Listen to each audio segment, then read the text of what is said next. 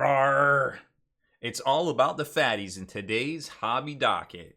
Man, let me tell you what, one of the most enjoyable hobby experiences I've had in the last, I don't know, say 5 years or so was definitely painting up my Beastclaw Raider army for Age of Sigmar. There's just something about these big fatties that really get my hobby juices going. So like I said, really enjoyed these guys here. Now, first up, let's talk about the 3 different types of fatties that you can run for your Beastclaw Raiders army in Age of Sigmar. So first off, there is these guys with these curvy horns.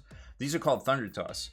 There can be 2 different varieties. This is actually a Huskard, or I guess he could be your general guy too, depending on how you wanted to do. If you wanted to put your Frostlord on a Thunder Tusk, I don't think that's a good idea, but this is what works for me, and something different may work for you. So these guys are Thunder Tusks right here, and then you can have the double rider, which is a Beast Rider guy here, and these are the guys that shoot the ice that everybody's always freaking out about, like, oh man, it does like, you know, 6 mortal wounds if you hit on a 2, and now they're saying that you just roll the dice. There isn't any negative modifiers to hit in the new FAQ for the General's Handbook 2018. So that's pretty powerful stuff, to be quite honest. A lot of people take those and rely on those pretty heavily, but I'm not sure that that's the way to go. Anyways, so you've got a Beast, or you've got a Thunder Tusk. This guy up here is a Huskard on this guy, and we'll talk about what a Huskard does here shortly. And then, like I said, these are the Beast Riders on a Thunder Tusk right there. And then we've got His Lord Majesty, the King of all. He surveys in the Beastclaw realm. This is the Frostlord, the mighty Frostlord on Stonehorn. That's that crazy long rolly handlebar mustache kind of horns right there. This model is incredible on the tabletop. It literally decimates. It's point and shoot. It will probably take down whatever it hits. Generally, it's just really fun to play. He just runs in and he just does big fatty things and stomps and shouts, and usually ends up dying, but that's okay. We still love him. He's still a good guy. He comes back next game. He's always back. So this is a Frostlord on Stonehorn. You notice the different heads here. Now, real quick, let's talk assembly, because I messed up when I assembled these. There's no way. I mean, these guys are just blue tacked on, so eventually I could go back and magnetize them, but in all fairness, you really need to just magnetize these guys if you can. Magnetize your heads, because you never know what head you might actually need, and these guys are so expensive that you might as well just do it. These straps are actually not glued down. They're kind of like a slot system here that can be removed, so you can change out the rider, and then as long as you don't lose your little rein straps right there, you'll be good to go. And then this little howdah thing is actually a separate piece too that you could magnetize. Now, the only problem comes in when you have these double back guys here, because this is actually a different top fur piece that you glue in. So what I was thinking was, if I ever went back and built more, I would build the 2-seater, right? And I would take the howdah from the guy in the front, the Stone Lord or the Frost Lord, and I would put that howdah on the back and magnetize that and kind of just make it as like decoration. And then if I wanted to do the double rider, I would do the 2 guys right here. And also that big standard thing right there, that Great Maw Ogre standard, that should probably have been magnetized too. I made a lot of mistakes just going into this project. I was just really excited to actually paint it. I just glued things together. Even this tail probably isn't 100% necessary. So just kind of keep those things in mind before you start building your army. Now, we're going to talk about a little bit of paint schemes and things like that, but let's jump into what they actually do on the tabletop here in Age of Sigmar 2.0. All right, let's start in order from least awesome ascending up to the most awesome-est. So first up would be the Thunder Tusk Beast Riders. These are the guys that everybody's always afraid of in the Beastclaw Raiders army, but really they're kind of cream puffs in my opinion. But that being said, let's check them out. So these guys move super quick. They're 8 for being a big fatty. That's actually pretty good. 12 wounds, 7 bravery, 4 up save. Their weapons they're okay. You've got the crushing blows from the Beast Riders themselves, and the punches and kicks. They don't do a whole lot of damage. I mean, D3 is always good. The chain trap's huge for 3 damage. Anything that does 3 damage, remember, always take note of hits on 4s, wounds on 3s. So the problem here is, as you can already see, these guys are hitting on 4s. So they're not the most spectacular things in the book. I'm more of a hit on 3s or 2s kind of guy when it comes to punchy fisty, because you have one job. Let's do it good, guys. Come on. So as far as everything else, to wounds and things right here, you can see that it's actually pretty easy to wound with the Thunder Tusk crushing blows, 3s to hit, and then 2s to wound right there. Now, the big thing that everybody's always afraid of is their shooty attack, which is an 18-inch range. All you do is roll a dice on a 2 or more. It does 6 mortal wounds as long as they've only suffered 2 wounds right here. And it's easy to kind of augment these guys and kind of heal them up with things like the Emerald Life Swarm, which is a new endless spell that we've been painting up over on our Twitch stream live.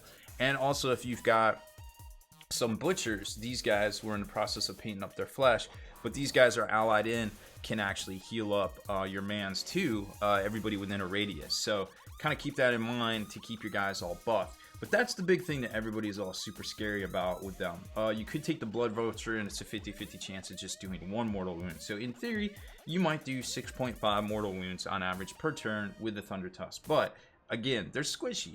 They're not so good in hand to hand. They don't have a whole lot of attacks. Their big, most numerous attack is pretty much average across the board. But the Thunder Tusk is kind of where it's at, with 4 attacks hitting on 3s, wounding on 2s, neg 1 rend, D3 damage. Again, it's not an incredibly offensive unit, but people get scared because of the Frost Wreath Ice. Now, the mini leader, your sergeant of your fatties, the Huskered guy right here. This is the guy that you want to use in tandem with a lot of things. Generally, you do want to ride him on a Thunder Tusk, because there's no point in putting him on a Stonehorn, because he doesn't get the abilities that I think are really good. And those abilities are the Blizzard Speaker right here, which allows you on a 4 or more, roll a 4 or more, any Beastclaw Raider unit within 18 allows you to either do one of these abilities here. You can heal a model in the unit for D3 right here, which is pretty dope. Or you can do the Winter Strength, which is reroll wound rolls of 1 for the unit for the starting next hero phase. However, most of these guys should be rerolling their 1s to wound regardless, because that's the Beastclaw Raider charge ability. So that's kind of cool when you're stuck in, but realistically, if you're hitting with these guys, you shouldn't be stuck in. So this is the Huskered on Thunder Tusk. Now, if I'm not taking, sometimes I use my Frost Lord as a Huskered on Stonehorn, because that one actually combos very well with the ability with your Mournfang packs. Allows you to immediately pile in an attack if they are within 3 inches of an enemy unit and they haven't attacked at this phase. So what happens is you don't get double attacks, right?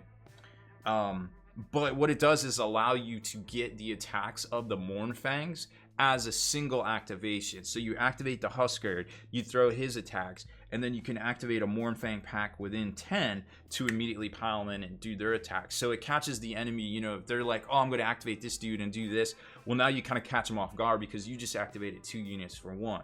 So it's kind of like a gotcha, which is really neat. Now, another neat ability of all Stonehorns is that you have to damage mortal wounds inflicted on this model. They FAQ'd this to basically mean the damage. So if you do a bunch of 1 damage, it doesn't stack and then you cut it in half. It's just always 1. However, if you're hitting somebody with like 5 mortal wounds, it only causes 3 mortal wounds. So it's a little bit, it's not as good as it used to be, but it still is worth probably the points there. And speaking of points, we didn't talk about points. So let's talk about the Thunder Tusk. These guys, like I said, to me, they're kind of cream puffy, but lots of people like them. Thunder Tusk Beast Riders at 340. I think they're down from 360. The Huskered, both flavors of Huskered right here. I'm reading from the General's Handbook over to my left here. Both flavors of General's Handbook of Huskards. The Stonehorn is 340 and the Huskered on Thunder Tusk is 360. So they have also come down in price. There was a time when these guys eclipsed. I think one of them was 420, but now the only one that's 420 is His Lord Majesty the regent ruler of all he sees, and usually dominates at least for one turn before getting, retroactively attacked by the enemy's whole army and knocked out of play, is the Frost Lord on Stonehorn. Just an amazing unit, super fun to play. He just rampages across the tabletop and just does Stone Lord things. He's just super fun. I love this guy. So he's got an awesome command ability, which allows, measuring from him, all Beastclaw Raiders within 14 inches to reroll their charge rolls, which is huge, because you can combo that with himself. He can issue to himself auto run of 6 inches. It's a new command ability in the General's Handbook. So that's 2 command points you're popping off right off the bat. I'm running 6. I'm rolling my charge. I'm moving 12. I'm get to run actually too, because one of his abilities is if he's within 12 inches, he has to charge. You can't fall back and charge. I think he died, and I was just broken. I never did that, but he can't fall back and charge. But he has to, if he was within 12 inches, he has to issue a charge. The end. Period. Which means you get to run with him. You get to reroll your charge. You get to auto run for 6 inches. So he is a guided missile of fury on the tabletop for 420 points, previously 460, I believe. I don't have any on my old army list because everything's updated, but that is how these guys work. Now, let's talk about meta real quick. I don't want to spend a bunch of time talking about the rules. I'd rather get back and talk to you real quick about some of the paint schemes, which all of these paint schemes are over on YouTube.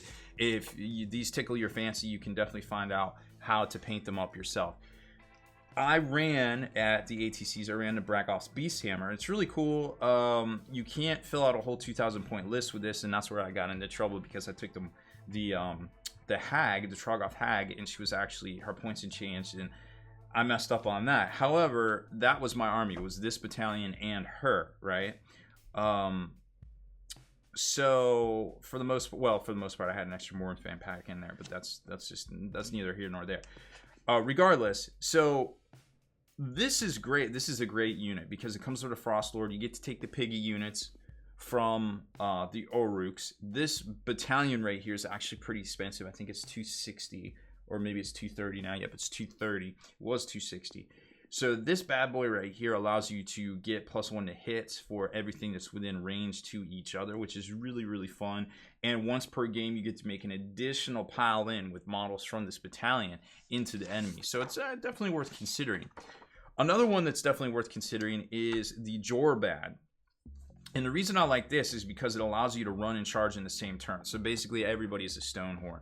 Your Stonehorns are Stonehorns, your Stonehorns are Stonehorns, but maybe more importantly is that your Mournfang packs are Stonehorns. Because remember what I said, you can activate the Huskard and another Mournfang pack as his latent ability, right? So that's pretty neat to see. So you would get 2 of these for 1 activation. And you could take a lot of Mournfang packs. You could almost fill out a whole army just with this. Now this battalion right here is 160 points on the day.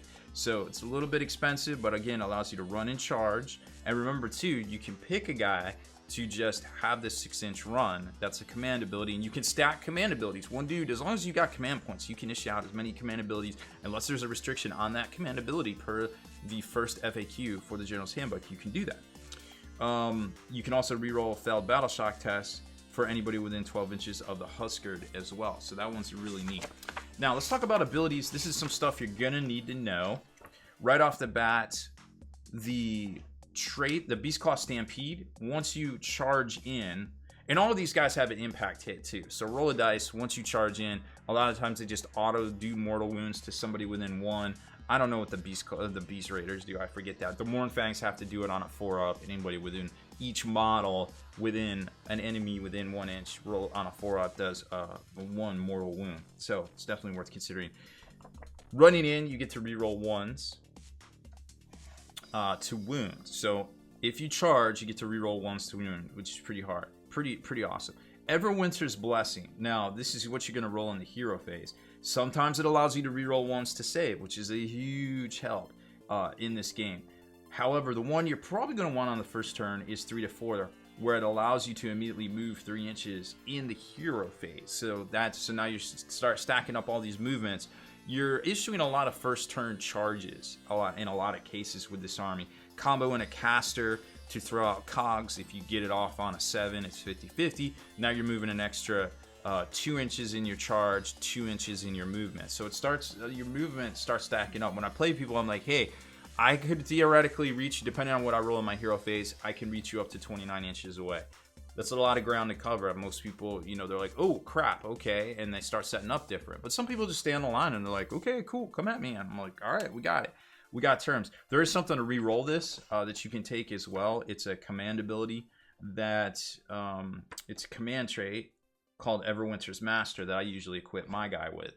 The other thing I equip my guy with, a lot of people like the Pelt of the Charnagar, what allows you to heal yourself, but I feel like the best way to go is the Tokens of the Everwinter, because it lasts 1 full round until your next hero phase. So if you get double turned, it's still going off. It allows you to reroll hits, wounds, and save rolls for your Frost Lord that's already making all those reduced hits and things like that. It's pretty spectacular to keep him alive and keep him in the fight and just keep him churning all that damage. If you do not kill the Stone Lord or the Frost Lord in that first turn, he is going to cause a lot of problems for the army. But the problem is that if you do kill him, there's still the rest of the army to move up and probably hit you if they haven't already. So the enemies, oof, it's pretty rough sometimes for them. Now, let's talk paint schemes. Wow, this video is getting longer. Turns out I really like to talk. So let's cover this real quick. A lot of people hit me up about these paint schemes, and they're actually pretty simple. We've done 3 tutorials on them here on YouTube. I will put those in the comments below just so you can kind of scoop them all up. But they're very, very long. So I think we might do, if I do end up painting more of these guys, we'll do some more condensed versions. But you can get, you know, the gist out of everything just by kind of skimming through. So real quick, these blues right here are just the GW blues. They are Cantor blue worked up through Lothran blue to Althan gray, and just kind of worked the corners and went back and kind of hyper highlighted things, hit it up with a Draken Nighthoff shade just to get in all those cracks and all the little cuts and the deep recesses and things, and create all that really dope just kind of a contrast and everything right there.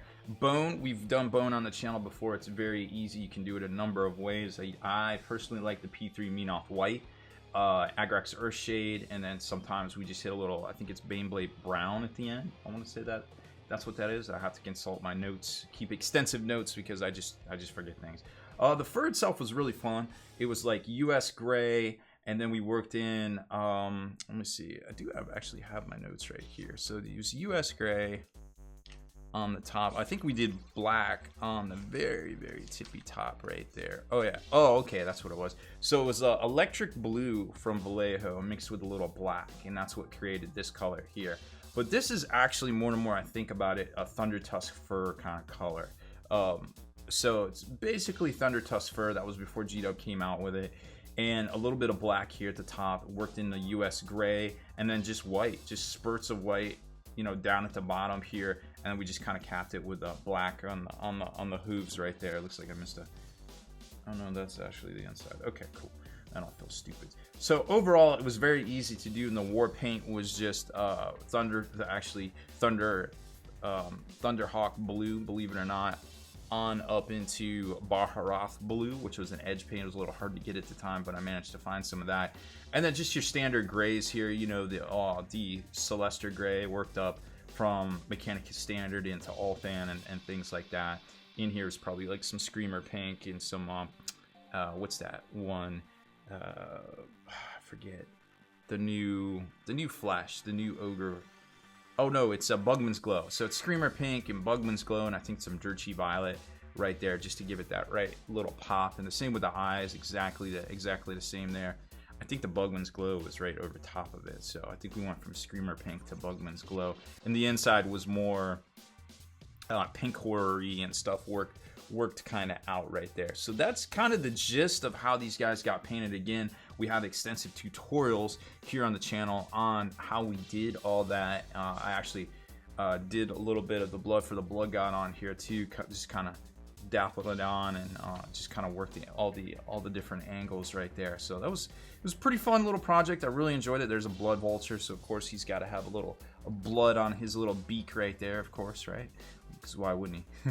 So that is about it. I wanted to keep this short and sweet. I don't want to go too far down the rabbit hole on these guys, but I really hope you would enjoy. You know, Age of Sigmar is kind of here to stay, and these guys have been my personal favorite for quite some time there. So if you like these kind of tutorials, hey, I've got some more Age of Sigmar units, many more that we could talk about that sometimes I'll break them out and play with. So I'd love to do that. So let me know what you think of the Age of Sigmar units here. Make sure to work out those hobby muscles, hit that subscribe button, and turn on notifications so you can be the very first to like and comment on this video.